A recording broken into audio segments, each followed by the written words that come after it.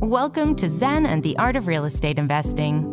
What if you could learn from experienced real estate investors, find out what got them to where they are now, get insight into their daily habits, and take these insights to inspire your own growth? Each week, Jonathan Green shares an in-depth look at the mindful approach to real estate investing. Jonathan is a real estate investor, advisor, and coach, as well as the founder of Streamlined Properties and the team leader of Streamlined Properties on Market, brokered by eXp Realty. Whether you are looking to start from scratch, get to the next level, or just a straightforward and honest approach to real estate investing, Jonathan seeks to provide a free mentorship program you can take with you anywhere. Now, here's Jonathan. Welcome back to another week of Zen and the Art of Real Estate Investing. I know I always say this, but we have a great show for you. Anyway, before we get there, are you subscribed to our podcast wherever you listen to your podcasts, whether that be Apple Podcasts, Spotify, Google, wherever? That really actually helps us. We track the subscriber number, we track the downloads, we track the reviews. Help us out. This week we have Connor Steinbrook, and this is a crossover type episode because it's about what you can do with your real estate license as an investor. Connor's taken that to a whole nother level with his Wolfpack group at eXp, but it's interesting because you're going to hear about that as an investment. And we do talk about his investing experience with his YouTube channel, Investor Army. Let's go right now. This is episode 80 of Zen and the Art of Real Estate Investing with my guest, Connor Steinbrook. Connor is the founder of Investor Army, created to build a community of both new and experienced investors together through a mutual goal of obtaining control over the dreams and goals, pushing everyone forward to the life they want to and deserve to live. He's also the founder of the Wolfpack at eXp, which we'll get into. I'm at eXp also. It's a big thing, and we're going to talk about it in an investment context. Connor, welcome to the show. What's going on, everybody? Thank you for having me on the show, man. I'm excited. I'm excited to talk to you, and I love the crossover. Actually, let's just start with that basic crossover question. Do you think that investors should have their real estate license? I do now. Beginning of my career, I didn't. And I think it has to do with how people come into the industry. I think it's kind of like, I tell people, agents and investors are kind of like cats and dogs, where they're fighting over the same inventory in the same marketplace. And so, I changed my tune later. It's a stupid cartoon that was around when I was young. So I'm a little bit older now. I'm like 38, going on 39. Say there's a show called Cat Dog where they had a cat and a dog merge. I say you need to be both, merge both worlds. So like investors come in, a lot of times in the investment space when you're coming up, what my kind of background as education was, it creates extra risk and liability. If you have your license, you're going to get fewer contracts. The homeowners aren't going to work with you. It's an extra expense. And so you kind of have these things going on. And then on the agent side, they're always dealing with investors taking deals and causing problems. And also there's a lot of agents stay on that side because they don't want to take risk. But the best is to do both. And we'll talk about that a little bit here in a little bit. So I wasn't licensed for about 5 or 6 years of my career, maybe going on 7 years.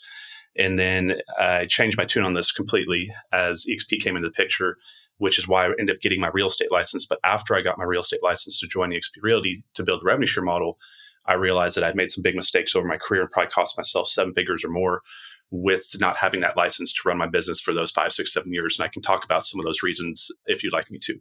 Yeah. Well, let's start at the beginning of that, though. What was the mindset when you were just an investor about like, oh, screw it, I don't need my license? Because I think a lot of people think like that. And sometimes I think it's because they don't think that agents hold value. Was that something that you thought in the beginning?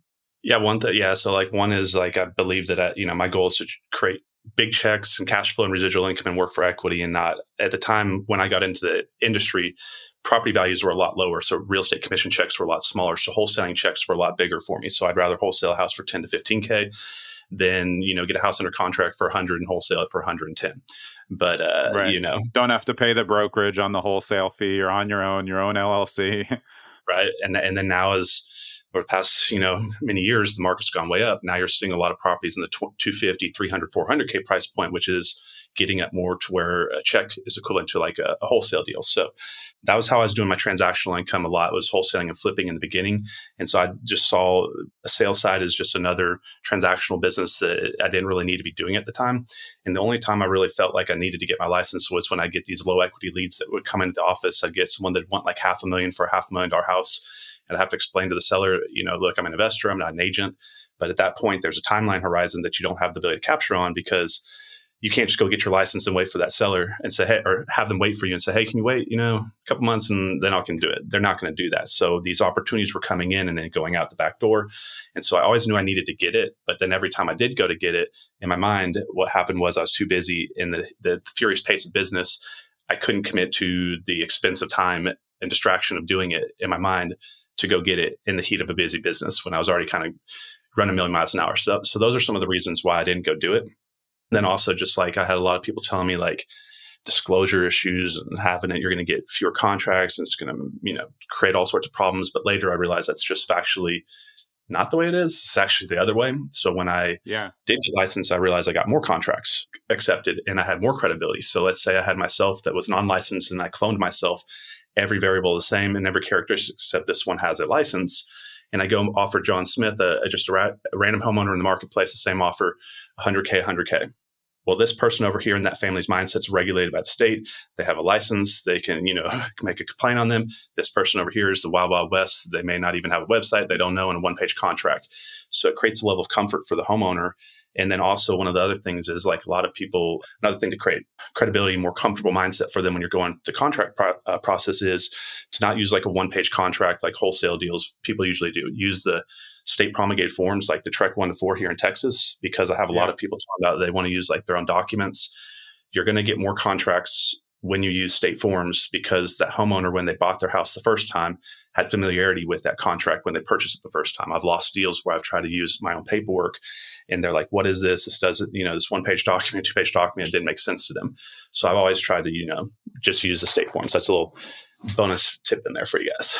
Yeah, I mean, those are great points. I've always thought of it like I just have more tools in my toolbox when I go on an off-market appointment. Because when you go in and, the house is worth 100 and they say they want, 150, I'm an investor, like I'm not paying that. However, I can list it for you and we can see what happens. Maybe it's more done and it's not really a flip option. You walk into something that's fully done. There's no margins, for wholesale really there.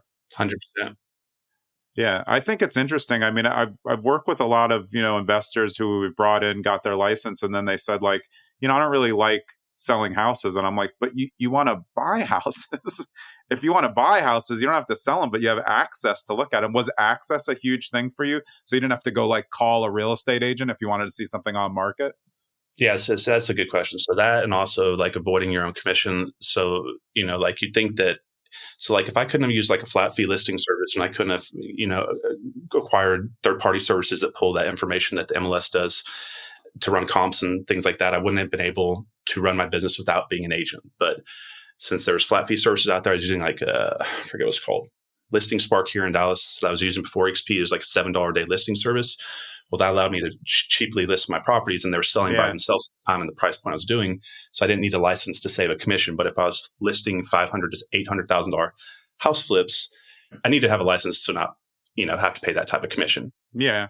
And I mean, and now that like from the agent side after all these years, you put $1 million house on with a very like just the listing broker that puts it on the MLS. That the seller's cheap.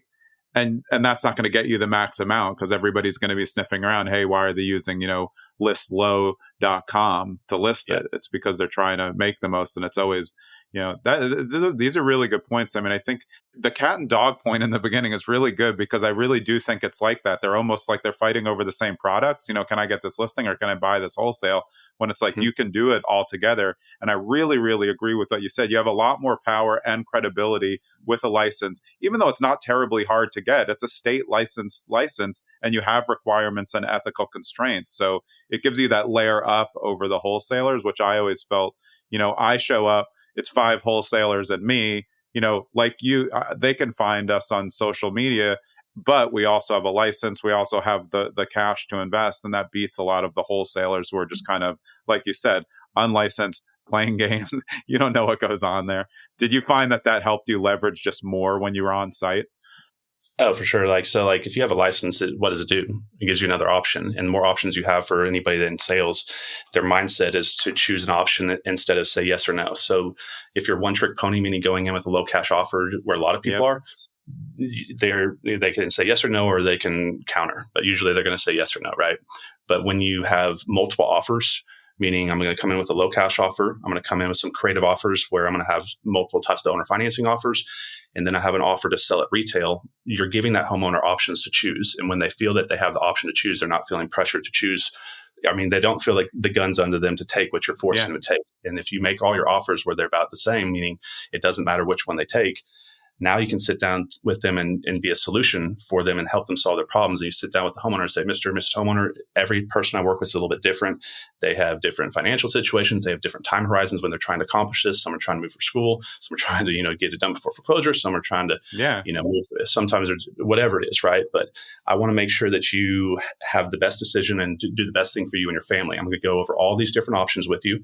For me, it doesn't matter which one you choose. I want you to choose which one's the best for you. We can list the house for you. And then we explain the benefits and pros and cons. You can potentially get a higher offer, but it's going to take time. And then we can explain the low price offer. But when you give them all the options, they don't feel like you're pigeonholing them as an agent saying, I can just list your house, or as a wholesaler saying, or flipper, I can just give you a cash discount. So when you can help them on both sides and meet all their needs, you're going to increase the amount of contracts that you get off the leads that you generate each year. And it gives you the ability to get more aggressive on your marketing as well and spend more, because you can now capture these low equity leads. So let's say we're going back $3,000 a month in marketing because you weren't doing well in your investing business, but now you start taking one of those low equity leads and you had your license and you're doing 1, 5, 7K commission a month, that washes that out. So it does definitely help for sure. Yeah, I agree with all of that. I mean, I think of it like a buffet. There's really no way to get away. Like, you want a California roll and pancakes? Like, sure, they're all there. I just have them in the car. Let me bring them out, see which one you want. But that also, like you said, it makes you malleable when you're on site. They say like, hey, well, I want to get the most for my house. And then you say, okay, well, going on market's the best way. Wait, I don't want to sign in your yard. I don't want anyone coming in there. And then you start to go to that middle ground between what, I wonder if you agree with me on this. I always think it's funny because you just mentioned something that goes to what I think. It's weird that the overriding postcard that goes out is low, quick cash offer, when almost nobody really wants a quick cash offer. They want a problem solved. And when you come in with the buffet or all these things of options, you can solve all the problems, right? Yeah. And so I actually moved away from that verbiage a little bit into my career, because I used to have that I'll close in 7 days or less and different types of verbiage and all that type of stuff. But then what happened was you run into people that they're not trying to close quickly. They have delayed time. So let's say they're trying to move in 3 months or 6 months or something like that. If their mindset is, I don't need to sell fast, and they're going to look at all these different companies on the internet, and they see sometimes that you're like a quick cash solution, what does that also say in their mind? Discount solution, fast, low price. They may not call your company, So I say when some of verbiage or different types of verbiage around this kind of like main thought process, which is we can close when it's most likely to be the best time to close for you, essentially. And you can phrase that in a different way, but we're going to close on your time horizon. We're going to close when you want. We can make an offer today and close whenever tomorrow, basically, is what we're helping them with. So we let them know there's no pressure. Doesn't matter if you close whenever on our side.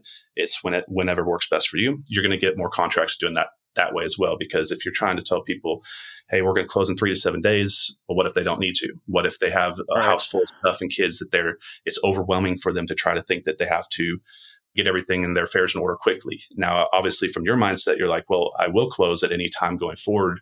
So it's not a big deal in your mind, but they're not seeing that from the consumer-facing marketing when they're coming across everything. And they're not reaching out to you, so you don't know who it is, and you don't know that that's actually happening. Yeah. I mean, I've been on site, me, a couple wholesalers, and it's a hoarder's house. There's like crap everywhere. And I hear the wholesaler saying, yeah, we can close in 5 days. And the person's like, are you joking? Like, because they thought, they don't want to just leave the stuff. They're real hoarders. They want to go through it. So it's a long play. And I think what you said about the license is important. And I think it applies to seller financing and sub 2 and all of these creative financing options, because that is the timeline. or the price point. Okay, if you want the price point, but you don't want to go on market, now I can work in the seller finance because, I mean, whatever, you can choose your price. It's just about the payments that I work. You just have so many opportunities when you add in the license, because then they may know somebody else too, and they maybe have a nicer house, and then you're looking at listings and balancing it against it. Yeah, I really like it. So how old were you when you first got like interested in just real estate in general? So I had the weird background. Some of you guys have watched me on and off over the years. I went off to college in 2003, and a hobby became my profession. I accidentally became an online poker player, and I did that for 8 years. So 2011 was when the online poker world ended. It was April 15th, 2011. It's called Black Friday. And then for about a year or two, I struggled and kind of went into a deep, dark depression. That's when I fell into personal education, self-development, and kind of came out of things. And then it was going into like 2013-ish, I think, is when I got my insurance license. And I went into insurance and wholesaling kind of at the same time because I was trying to figure out my new path in life. And I was looking at older people that had come before me and mentors and the paths they went. It was always insurance, real estate, something else. So it's right around 2013, then going into 2014 is when I started really getting into the real estate side. So I guess what did that make? It's hard to even know. I'm getting old. I'm about to turn 39, but I guess, like 10 years ago. So I was probably 27 when I got into real estate. 27, do you think that, did your experience as a professional poker player help you? I mean, it's different online to real life, but there's a real negotiation aspect and tells on people in real life that I think you probably have an advantage of knowing what people are doing. Yeah, for sure. So and it's not just it's with everything and anybody, so understanding communication in 3 different areas, the words we say, how we say those words, the tonality, the emphasis, and then the body language side of it. Most people don't think about body language, but I spent a big part of my life studying body language because if people aren't going to speak to me, I need to understand what their tellers are telling me by their posture, how they're sitting in their chair, how they're breathing, how their eyes move, how their lips curl, if they do talk, the softness or loudness, the conviction of the voice. So I learned a lot of people skills, I guess you could say, understanding by just seeing how people are responding and reacting to what I'm doing. So it's going to help you with negotiations as well as recruiting agents. But another thing that poker helped a lot with was teaching me how to go broke or lose a lot of money and come back and handle my emotions and how to do this in the heat of the moment. And so business is more of a mental test and perseverance test than anything. So it helped me with that. And then when you really think about what poker is, it's investing at a fast pace. So you're taking data, information available at that moment, which is you've seen what they've done with their hand and their cards and the amount that they bet and what everybody else has done on the table. And you're deciding, does this make sense to take the risk at the risk that I'm going to put in? Meaning if I have to call 100 or if I'm going to raise or bluff all in, I'm taking information available and I'm putting my money behind it. And I'm taking a real risk at that live time. So what an investor's doing. They're taking information available. They're putting money into something that can bring back a return or also could go negative. And they're trying to make the best decisions possible. And so it also helped me understand stack management, meaning when you don't have a lot of money in your business, it's harder to run your business when you have cash in your business. So if you're small stack versus big stack, you can take a lot more risk and make a lot more mistakes. But when you're small and in a small business, you've got to play a little bit more conservatively because you can only make 1 or 2 mistakes before you're out of business. And so there's a lot that I learned from the online poker world. And then just, understanding competition and how to deal with competition and all that type of stuff.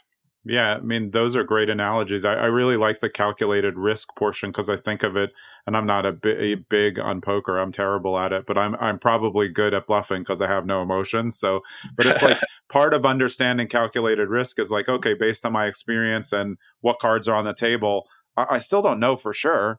But like you're betting on your experience. And I think the better you get as an investor, I like to bet on my experience. Like I know that structural renovation is going to cost, 26 grand. It's going to scare off first time buyers. This is a good opportunity for me. I know it's going to sit. But then you also have to be able to call their bluff, which is like, real estate agents' favorite thing. It's like they don't know who they're bluffing. You got a poker player. I'm a former trial attorney. So it's like, I know what they're doing. Like, I know it's going to be back on in 3 weeks, but you still have to be able to, play the game at their pace to get it to where you want it. So those things must have really helped you, especially when you started as a wholesaler, because it's tough to get off the ground, but you probably had a little bit of a leg up just in that area. Yeah, and it's important what you said there with experience. You can look at that in a different way. Talk about a lot about pattern recognition and understanding things that are done in a sequential order. And so poker and any strategy game like chess or checkers, it really teaches you pattern recognition and to exploit the future and take risk in the future. So if I've seen that in this situation, this player A, B, C, D, and E, all these different players, they do this, then they do this, and the result is this, I can have a confidence that if I see this and this done in the future, that I know the outcome is going to be this. And so I'm exploiting a pattern that I see, and that comes from experience. So as you're growing your businesses and as you're growing anything, you're going to have repetition of the same experiences that you come across, which is going to let you identify those patterns. And those patterns is what you're going to create as a habit that you're going to run your business. And this is how you create systems that duplicate. This is how you create systems that scale. So you should be looking to identify patterns in your business, and then being able to put them on a pen and paper so that you have it in a way that you can teach it to someone, that they can learn it and then reteach it later. And that's how a business is built. Because once, for example, with the EXP, you have to first learn how to recruit agents to build out your front line. Then you have to train those agents how to recruit agents. Now you're building your leadership skill sets. And then the third step for your freedom is train those recruiters to now train their agents how to recruit. And then you can step out of that. And that's a systematized business with full leadership teams running that organization. And so you have to do things in an order like that. If not, you can't scale, and you're going to struggle, and you're going to have lots of leaks in your business. But I learned a lot of that pattern recognition and understanding forward thinking through poker as well. Yeah. Yeah. Two things. I think like once you understand the pattern and you know how to create it to get to scale, you also know when you need to drop in a pattern interrupt, which is something that a lot of people need as part of negotiations. It's like, okay, I'm seeing this road, but maybe it's getting a little too boring for them. So now I can interrupt my pattern intentionally and then get back to finishing it later. But the scale part is really interesting as well, because that's where it really takes. If you don't train that first line of people that you bring in and whatever it is, you're exactly right. You're going to think you're going to scale, but you're not going to scale. You're going to scale the wrong way. And that's the house of cards philosophy that will fall. Right. So like for like our business, for the EXP, I say this is not a agent attraction or recruiting business. This is a training, leadership, and duplication business. Now to start the business, you have to build out the front line through agent attraction. So that's kind of this first step. But really, if you look at the time allocated to helping your business grow versus helping your front line grow, you could take 1 hour over here and recruit one agent, or you can take 1 hour over here and help, let's say, John on here. If he's one of my agents, I can help him add one agent. So where would I want to put that 1 hour? Most people think they want to add it at the top of their business. I want to add it under my partner's business. So it's above or below. I either work on my own line, my frontline business, or I help partners below me. So if you think about winning streaks, momentum, and mass consciousness, if John adds an agent, that's one agent, but I also add an agent because he's on my first tier. That's two agents added for one agent coming into the system. So if you think of it, we're all working together for the same end goal. We just had 2 wins versus 1, even though one agent came into the business. Hopefully I said that in a way that you guys can understand that. You may want to listen to that again. So what that does is it makes John more excited. It makes me more excited. And when you have people building underneath you, that energy drives up and pushes you. So when, like, for example, one of our lines was stalling out a little bit, and the way I got it jumping up and to kind of jumpstart it again was I went to an agent on the 5th tier and I started working with them, and I helped them get their business up and got them to 20, 30 agents. And what that did was it jumpstarted that stalling out line.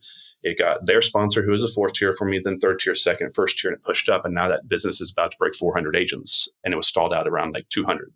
So this is one of the ways that you can think about kind of how to run a business and kind of think about patterns and understanding how things work. Whereas if you don't understand that, to get that business jump started from the bottom up, you're going to try to jump start it from the leaders top down. It's not going to work. So you need to identify these patterns and then later teach them so that other leaders in your business can go do that same thing later. So we're always just trying to identify patterns that can be taught and then retaught later. It's just essentially what we're trying to do. Yeah. Well, you said something when we were talking before we hopped on that I think is really interesting, and it's relevant because we talk about so many different types of investments on the show, self-storage, syndications, multifamily, single family, short-term rental, midterm rental.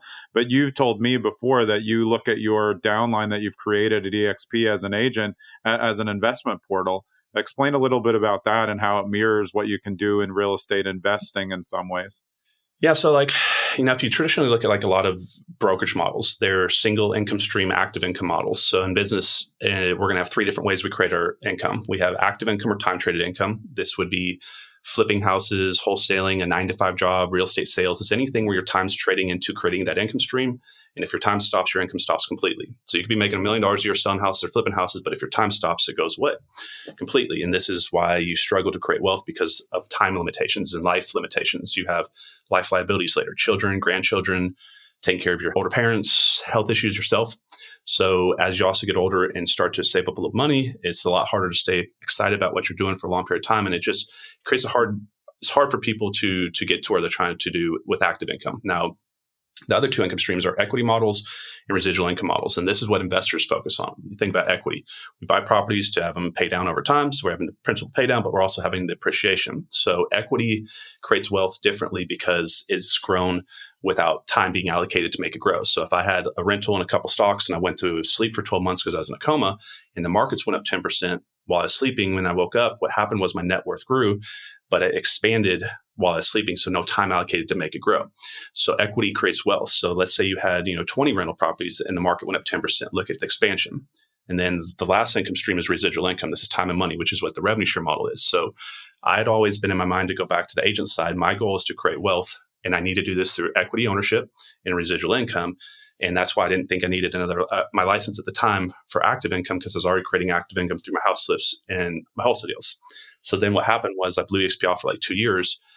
And I was speaking at an owner financing conference in Mississippi, and Rob Flick was speaking down there. And I was speaking we got put into a speaker's house. And that's when he kind of showed me all this and showed me how much he was making with the residual income model.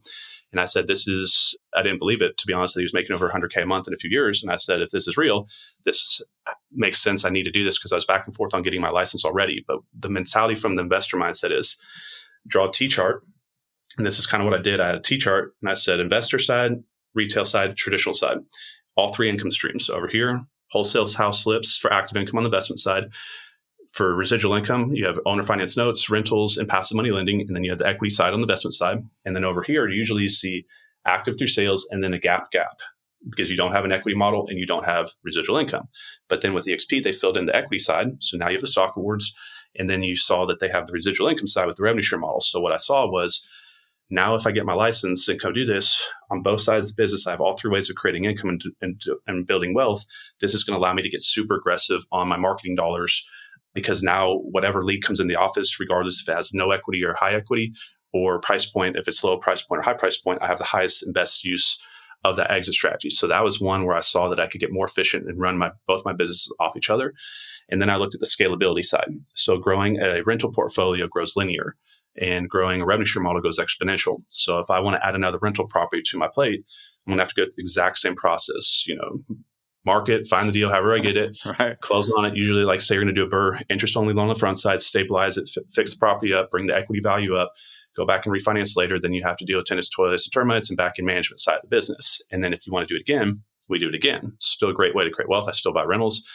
But look at the comparison on how you can grow your residual income with an agent traction model like we have at EXP. I sponsor an agent, and I don't know about you, John. Have you ever had one of your rental houses grow legs and arms and walk down the street and start buying rentals for you? Yeah, I mean, I would like that with AI. Maybe it's going to happen soon, but not maybe yet. Here soon. Yeah. So what I saw was, I said, a capping agent on the first tier at EXP is up to $2,800, but a rental property makes between $200 and $400 a month. So if you divide $2,800 by 12, I think it's like $233 a month or something like that. So it's almost the same cash flow as a house would create, as agent would create through the EXP revenue share model. So houses are not going to go walk down the street and start buying houses for you, but agents will go start attracting agents. And so what happens is, if you attract an agent, they have the ability to go out there and start building their own organization. And I have some agents, one that's sponsored hundreds of agents, and many of them sponsored tens, if not over 100 agents themselves. So that would be like a house going out there and buying 100 houses for you. And then it's actually even better, because if you're an investor and you use this model, many of these agents that come into the system are not going to be investors as well. And actually, this house that I'm sitting in right now, I bought this from the husband who is an investor of the wife who's on my front line. And what happens is, there's a lot of agents that are going to stay in the luxury price points or 400 or 500K and up. Let's say they come across a 100K rundown junky house that doesn't meet their brand. They're not going to want to put that on the MLS.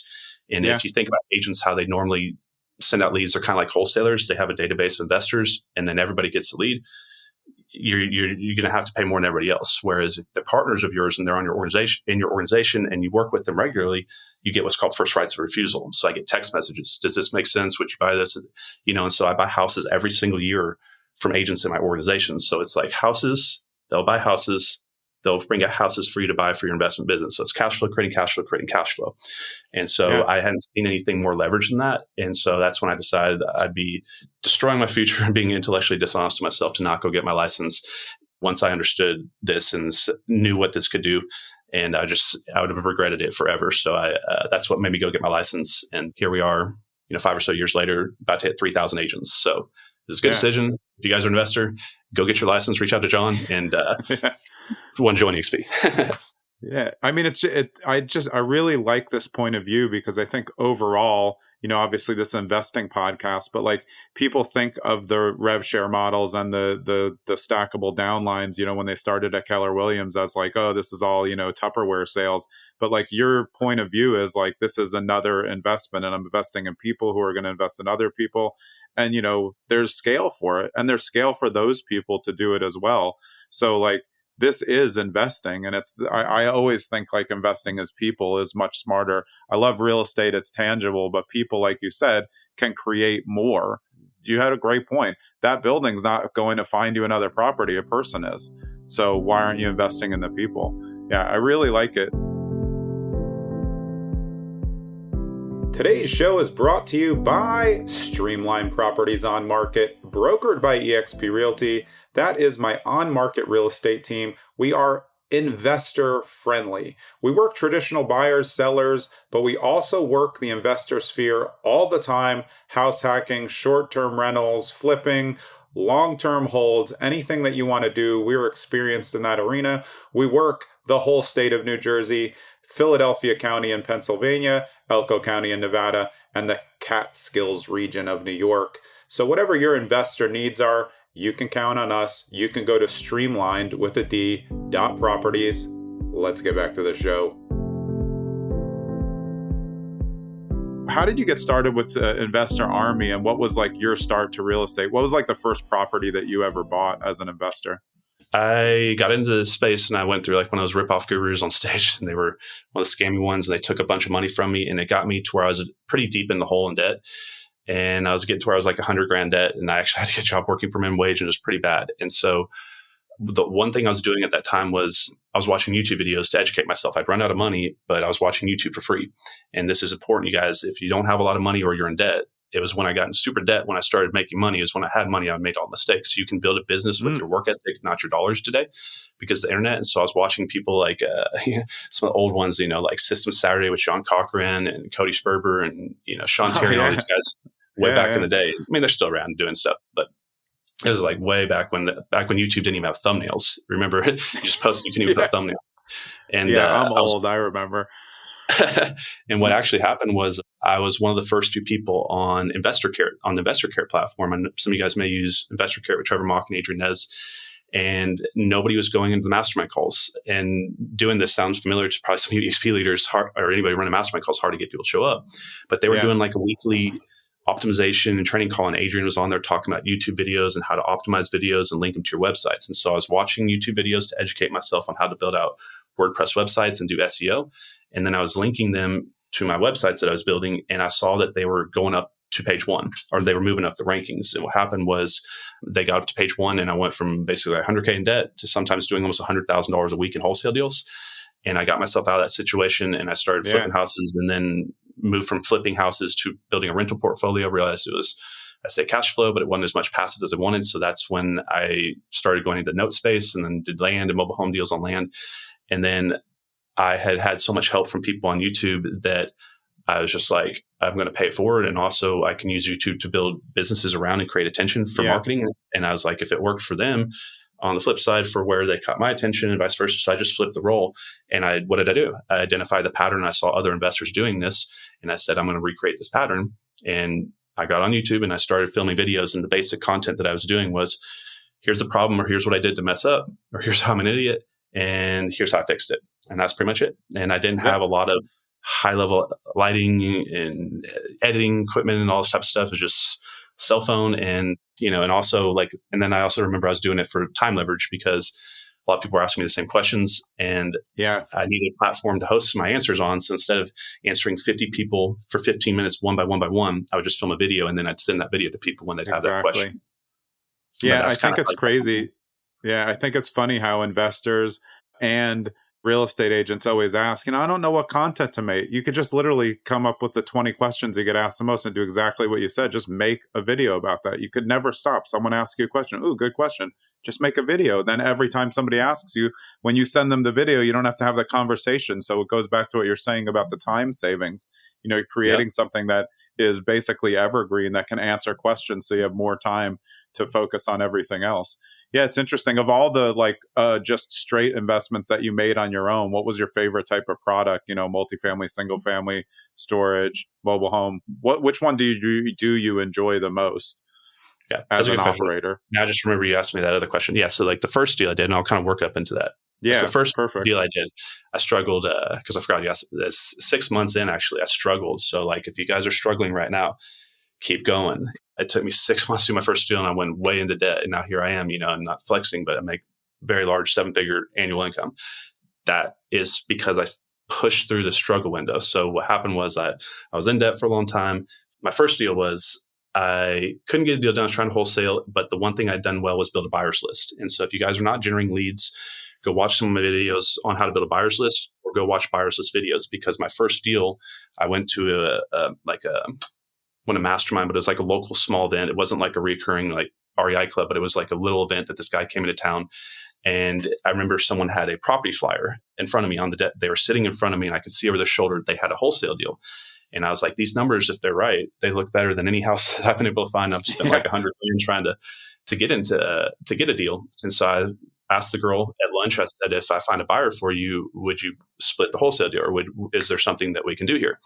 And essentially that's what happened. So I reached out to one of my friends that got into the industry at the same time. He had some money that he had saved up from he worked at, I think, ESPN or something. And one of his friends was putting money in, and he bought that house, and I wholesaled it to him. And it was supposed to be like a $4,000 wholesale deal. Or it's kind of a bad deal. I was supposed to make $4,000. I was supposed to make 50% of what the deal was, is actually an $8,000 assignment. But because I didn't understand what I was doing and I let them handle it, I trusted them, I made a mistake. And I actually only got sent $700 because they lied to me, because I didn't see the closing documents. They told me that they had made $3,000 and they were going to split it with me $1,500. And then they said, because we had to clean out the property and do stuff, they actually screwed me over, and I only made like $700. That was my very first deal. Then the very first property that I acquired, I actually just took back. I had to evict a guy. It was kind of a nightmare. Was a mobile home on land. And I actually have that story on my YouTube channel called The Worst Deal. Something like The Worst Deal I Ever Did. It's like one of the first few videos. It's a good video if you go watch that. But that was like a long time ago. So the delivery is not great, but it's a good story. But I had a crazy mobile home deal that I bought off of Craigslist. But the point is that small deals, even though they're not great in the beginning, they get you into the game, and they create a belief system that you can do it again. And it also makes you put your attention on it. So you're now focusing on the mistakes that you're making, and what did I learn on this one? And then they get bigger. And so then I started, I wasn't financeable. So I started making offers to homeowners to buy houses with owner financing direct to them. And then I turn around and resell them on owner financing. So one of the deals that I actually have on the market right now, that's on the market for $240,000. I'll kind of give you an idea. So I didn't have any money. And so I was going to Zillow, and a lot of homeowners were having for sale by owner properties on there. And I remember sending people messages while I'm eating, and to see if they'd be open to taking creative financing. And this house is on the Zillow for like $65,000. It was a rundown house, or 60 something, something like that. And everybody was making cash offers at like 20 or 30,000. Right. And I gave the same offer, but what she ended up taking was, I gave her $10,000 down. I gave her 5 years of $500 a month, 0% interest. And then I had a $20K balloon payment. So if you add that up, it should add up to $60K. And then what I did, because I didn't have the money, I borrowed the money from my dad and credit cards to get the down payment to get into the house. So now I closed on it, but now it still has to be renovated. This house needs $30,000 repair. So now what I did was I was going to a lot of IRA events, Quest Trust Company, and they were Quest IRA back in the day. And I found a partner who had, a little over $30,000, and I went into a JV partnership with them where I said, you bring the financing, the rehab money to it. And then I brought the property, and then I'm going to do all the renovations. So he brought in 30,000 or whatever it was. We're now 50-50 partners. I've got none of my own money in the deal, and it's 100% amortizing because we're renting it for $500 a month with 0% interest. So there's no long, payment window of 30 years and all that type of stuff. But anyways, that property now we have on the market for $240K, probably going to sell more like $225, $230. But if you think about that, half that goes to me, and I had zero money in that deal to get this deal along the way. But that's why ultimately, like I like creative financing because you can do a lot more than you could traditionally. So if I'd gone in as a regular wholesaler on that deal, I would have been rejected just like everybody else, or I would have had to pay more than everybody else. Now, here's another owner financing one that I did where I had a house that I was going to flip. And then it was like a weird house out here by Lake Texoma that had it was built in like 3 different parts where it had, the foundation was all jacked up and different. It was one of those, like frame houses. Yeah. And it was bad. And I got it done and I tried to sell it. And because it was under 100,000 at the time, no banks up here would lend on it. They don't want to do loans on under 100K properties. Yeah. It wasn't financeable. I couldn't wholesale it. I even tried to have New Western Network wholesale it. Randy Quay and a few other people nobody could do anything with it. I couldn't. And I was literally in a spot that if I was going to have to dump this property, I was going to eat like a $10,000, $12,000 loss. And then what happened was I went to a mastermind with Mitch Stephen. So you guys know Mitch Stephen. He wrote a book called My Life in 1,000 Houses. And he was talking about how he was selling properties on owner financing, creating a note, and then turning around and selling that note. And so what I did was I owner financed that property, and there's video on my channel. And I forget what it was, but I sold it for like 88 or 90 some thousand. And then I discounted. I think I sold the note at 92 cents on the dollar or whatever it is. It's a long time ago, but I ended up making like 20 something $1,000 net profit on a deal that every other exit strategy that I looked at was going to result in a loss and a big loss and also more amounts of time. And then I helped a homeowner that wouldn't have been able to get a house traditionally from a bank become a homeowner, and I was able to turn a profit on a deal that I wouldn't have otherwise. So seller financing is by far going to be one of your most important strategies that you guys should be focusing on learning throughout your career by far. And I go on and tell you other stories, but I know you probably have other things you want to go into. But but I think what's so good about that and those stories are those are all win-wins. Nobody's getting screwed over in the deal. I think a lot of people, the general perception from, I guess, people who want to hate investors is like all they're doing is trying to screw people over, which honestly some are. But like when you can find the win-win, you can keep finding a win-win, and using creative financing and backdooring it the way you did by doing that, everybody's winning. There's no loss. It's just a help. And you figured your way out of, like, there was only one way to solve that. It wasn't easy. Yep. And the interesting thing about that one was she was almost 70 years old. And I think a lot of people think they don't make owner financing offers a lot. And like, especially to an older individual, because they're like, well, if they take like a long-term payment schedule, say 20 years or something like that, they're a little bit older. That doesn't make sense. They're not going to accept that. But she had the mentality that if anything happens, so her mindset was, I don't need the money. I'm no rush. I want the most money I can get. And if anything happens to me, my kids inherit a bigger income stream. So they're going to make more money over time. And it's kind of like, assuring them that they don't spend it all as well, because it's going to come in a little bit. But make that offer, guys. Like, don't think on your own why someone would not accept an offer. Just make the offer, because I've been surprised many, many times in my life when people would accept. Like I had one time a homeowner accept an offer for like $165,000 on a house that was like $375,000, and it was a situation where I had to get it done in like a time constraint and had to get it. Judges and attorneys involved. And I helped her in a situation where, she came off a huge part of her equity, but if I hadn't done what I did, she would have lost it all. And so it was a shared win for us. We basically kind of split the difference. And it was a weird kind of story. I don't have time for it, but you can definitely go out there and solve problems for the people in the marketplace and make a lot of money doing it. And also you'll respect yourself more and feel better in your body later. One time I did something I probably shouldn't have done. I wasn't real bad, but like, I just wanted to get a deal done. And I realized at that point, if I do these cutting corners and unethical things and things like that through my career, I'll never respect myself, and and also you'll never have long-term career working relationships. So like, don't cut corners, always treat people with respect, don't screw partners, and you're going to make it long-term. If you try to do those other things, guys, you're going to get weeded out and kind of put out of the business pretty quickly. Nobody's going to want to lend money with you and stay around you and work with you. Yeah, I mean, I think that's like the answer to wholesalers' questions. A lot of people get into wholesaling because they want to become an investor. So they are cutting corners too quickly, trying to screw people over. And like, wholesaling is murky as a whole, but there's definitely a way to be like, an ethical wholesaler and make it work. So this is great advice that I think people can take with them. Yeah, like if you're going to go right now in a tough market, guys, I know you're trying to make money, but be very confident you can sell a house. Like, think of your mother. What if your mom had 150K equity in her house and she's going into foreclosure right now or whatever it is, when some wholesaler came up and she had 10 days before, the deadline, right? And you're going to put in her 10-day option contract and then terminate day 9, like, and not leave that person any chance. Like, there's some real risk and like, you need to have some respect for the marketplace. And I get it. We make money in our business, but some things that other people do that, like, I get it. It happens all the time. Like, people go under and they say, like, I really know I can't close unless I'm paying like 80, but I'm going to tell you I'm going to do it for 95 just to get you under contract and get you under control. Then I'm going to tie you up, and then I'm going to come back and try to beat you down later. Now, obviously, if you come across more problems or there's other things that happen, but if you're intentfully trying to over offer and then beat people down and pinch them against a closing time window, it's not going to be good for you long term, for sure. And something bad's going to happen, and you're not going to respect yourself as well. I mean, it's short term versus long term. And I think that's, part of the problem in real estate investing and real estate agents as a whole. They think this is going to be easy. They're thinking short term, one commission, one deal, one wholesale, instead of thinking like, well, this person might be worth 6 deals long term if I just let them get it at a good price here. For sure. For sure. It's a good point. And I've had numerous deals brought to me because I did a good job for that current seller. Some of you guys are like, I've never had a seller bring me another deal. Think about how you're running your business then, because you're not treating them right or doing it right. So if you're an agent and you're an investor and you treat people right and you do right in your community, they have friends, family, they will tell people, especially in the smaller markets, even more so in a smaller market. If you're in a sub 25,000 person market, your credibility and your name is so important to keep your reputation in a small market.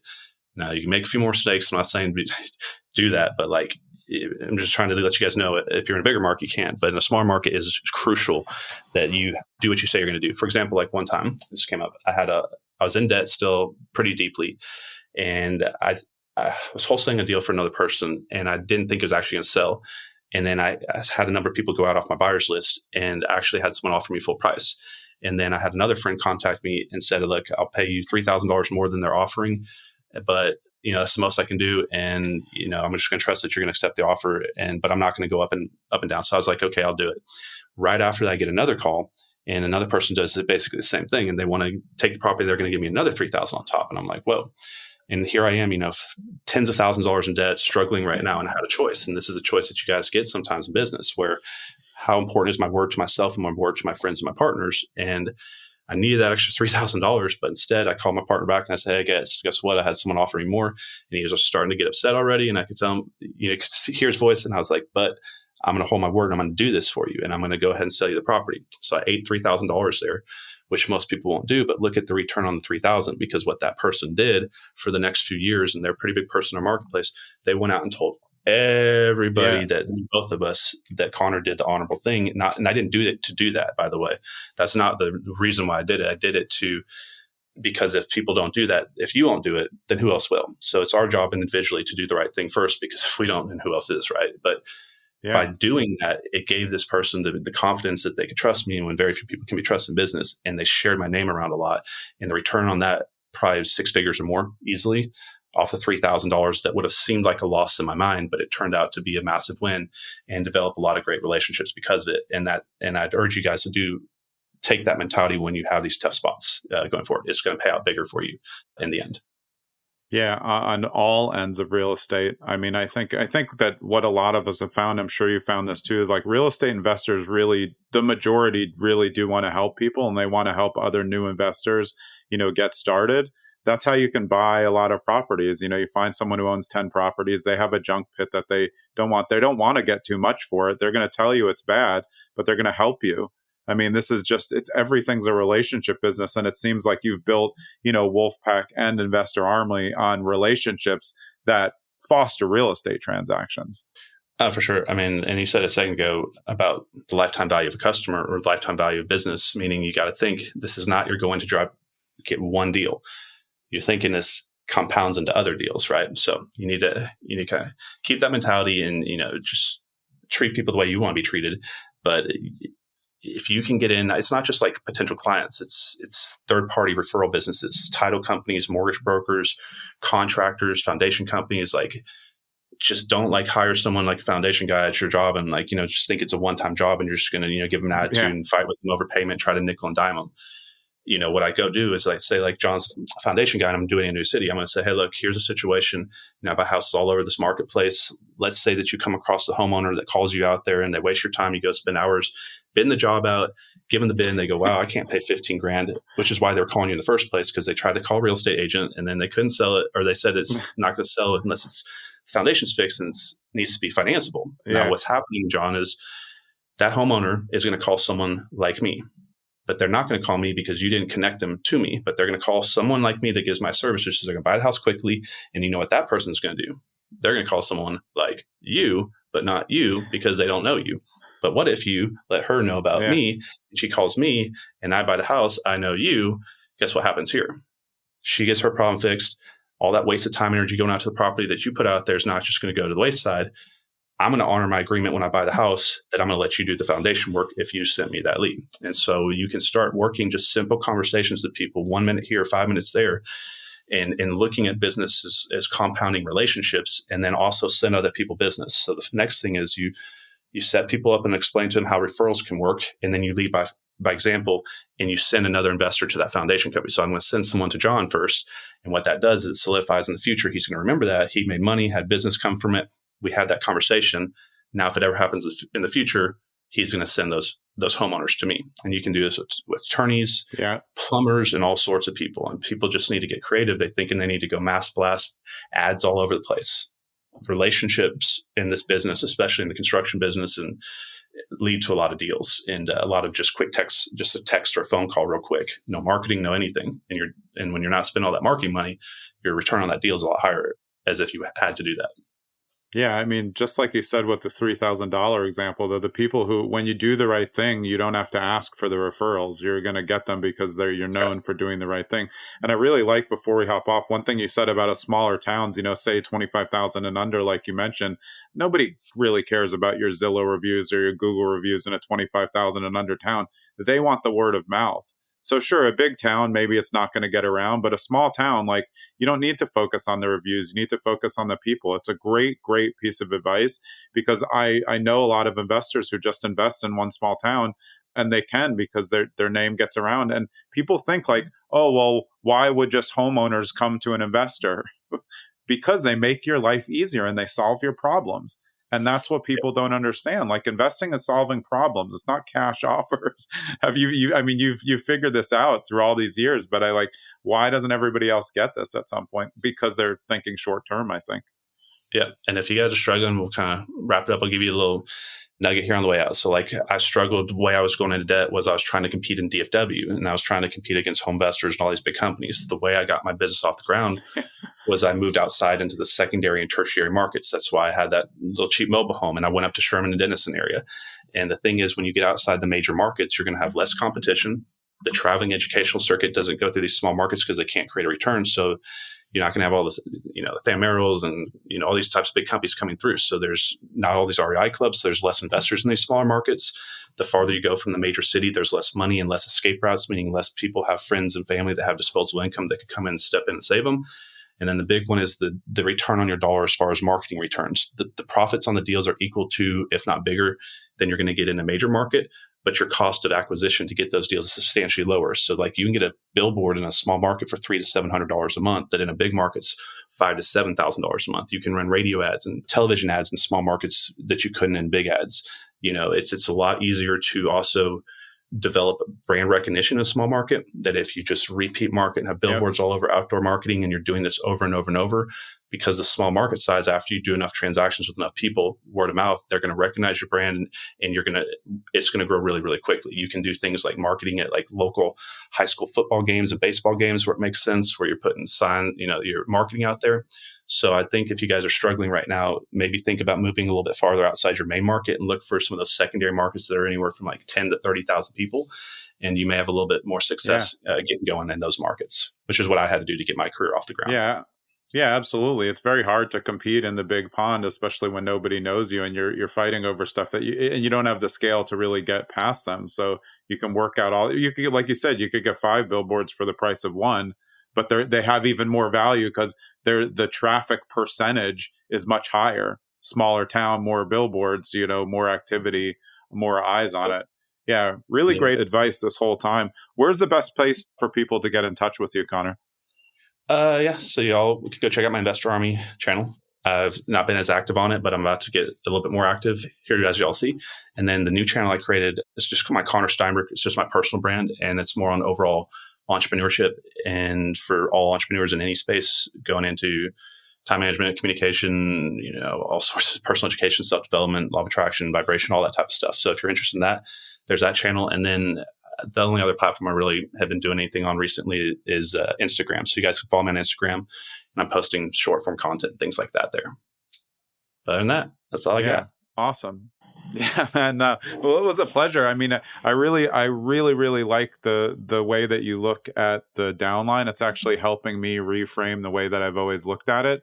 And it's really good to meet you. I'm sure we'll stay in touch, and really appreciate you coming on the show. Yeah, don't sleep on that, guys. Like, get your license. In 1 year, I replaced the residual income I'd spent building for like 6 or 7 years as an investor. So, and I can tell you, in 5 years, unless you're borrowing a ton of money and you're really good at what you do, it's going to be difficult to build like a 6-figure a month residual income in 5 years with investing, unless you're just really, really aggressive. So this is a quicker vehicle, but it's not one that you're like, hey, just do that, do both. So like I used to always say, flip a house, keep a house. For wealth creation, flip a house, keep a house, active to passive, active to passive. Now it's sell a house, add an agent. So if you think of both sides of your business, you get a license, flip a house, keep a house, sell a house, add an agent, active to passive.